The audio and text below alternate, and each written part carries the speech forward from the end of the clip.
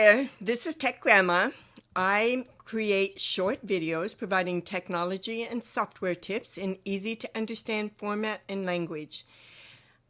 In the description, you'll find any research links to research that we did for this video, and links to products in the description that might be useful for you. If you like this video, please give it a thumbs up and subscribe to my channel if you haven't, please. I'd also like to do a thank you to Primal Coffee Shop on Latah Street in Boise. Their website, a link to their website will also be in the description. They created a space for us to do this interview. This is the third of my series interviewing Lane, who is a knowledgeable coding guru who has a different viewpoint about artificial intelligence. In this part of our conversation, he speaks about expectations concerning legal issues surrounding AI, known AI mess-ups, and some positive AI impacts. Motivation is key here, and there is no motivation behind AI. And because it's all math behind the scenes, early on, before they had all the political correctness layers in place, you know, when you first started playing with ChatGPT 2, you could get it to say awful things, like horrible, racist, sexist, pornographic things.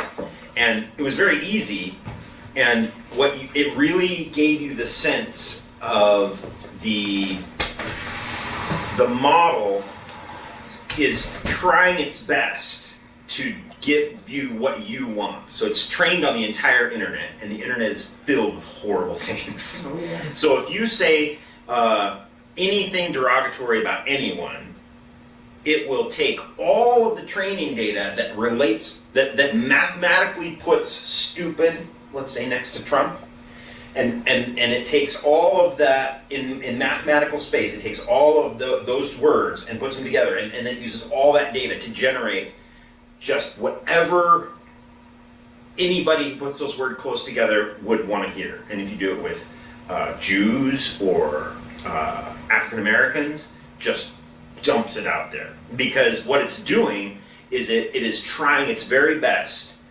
to give you what it thinks you want. Right. And you know, if you say, hey, write me a Python function, blah, blah, blah, blah, it's like, okay, he wants a Python function, and it's been trained on millions of lines of Python functions exactly like the one I'm trying to write, and it just generates the best derivative one, and most of the time it's right. Sometimes it's wrong. But that mathematical distance and all of the bad stuff in the training data has to be changed by altering the layers, adding political correctness, adding a check, you know, all of the image generation ones especially have to be locked down like incredibly, because so many images on the internet are bad. Yes. So it's like there's just a huge amount of barriers that companies have to put in place, and layer upon layer of kind of alterations to make it so that they don't get sued. So there probably maybe are software apps that will generate pornography for you too if you want. I haven't heard of any, but I was just thinking that would be a possibility. I'm sure there is. There's so much money to be made there that I'm almost sure there is. I haven't really looked into it much. I know that early on there was a huge number of early image generation models that were the first one was thispersondoesnotexist.com. Have you ever heard of that website? So thispersondoesnotexist.com was very early on, and it generated high resolution images of the human face, and there was no input. Like, you couldn't say, I want an African American, I want this, or anything. You couldn't. There was no input. It was completely random, but it was amazing how realistic they were. And then shortly after, somebody started doing the same thing with Japanese anime faces, and it doesn't take very long to realize that, you know, oh, I can make I can make faces, I can make cartoons, I can make naked people. Yeah. And I mean, it's got to be out there. Yeah. And there's so much training data that not only is it out there, but my guess is these mid-journey models, even like the models they currently have, without those protections in place, there's somebody's job. Their full-time job is to figure out how to make it so nobody sees naked images from these models. And they keep messing with the top layer to do all this stuff, and the interface, because you're dealing with so much math that you cannot actually like see what's happening under the covers. Yeah.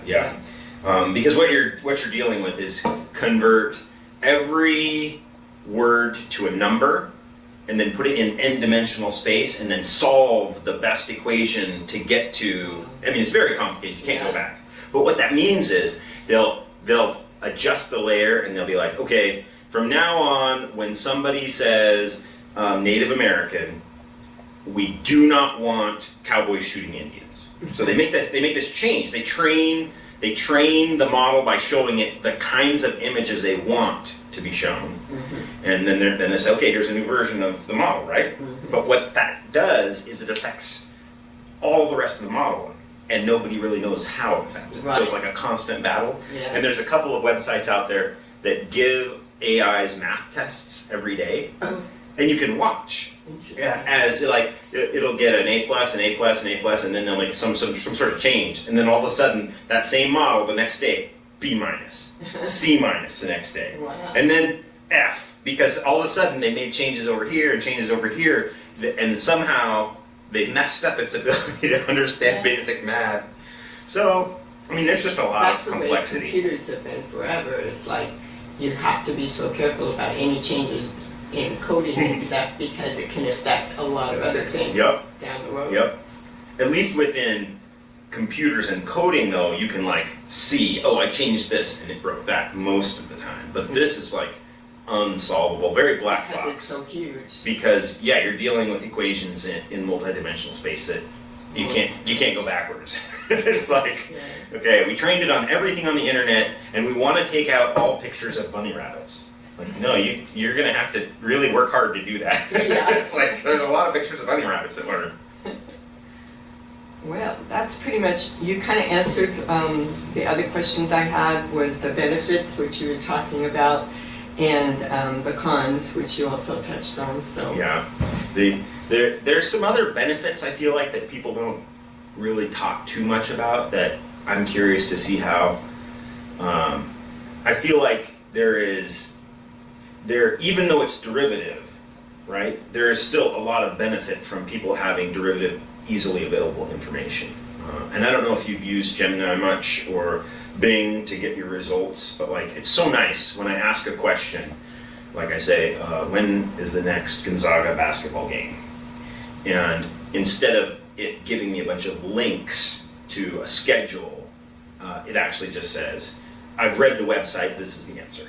And I really like that. And that efficiency, I think, is going to be a huge benefit for people.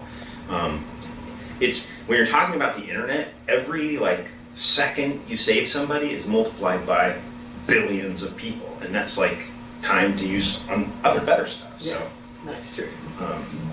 And there's definitely some downsides to people losing their jobs, and I know that personally because they came out with this report that said AI is going to make your employees 15% more productive. And then like a month later, they laid off 15% of the IT people in my company. And I'm like, Interesting. And now they're hiring people back in a hurry because it's not working. That's good to know. Yeah. So there are some downsides, but it's just, technology always has some downsides. Of course, yeah. And there's always people scaring people because of new technology. Yeah. And I mean, there's money to be made scaring people. And I think that AI is a much better use of energy and time than Bitcoin, by the way. Oh, which, yes. Which it's interesting. A lot of the people who are like, AI is the salvation of humanity. AI is the doom of humanity. Those same groups, most of them came from the Bitcoin hype community.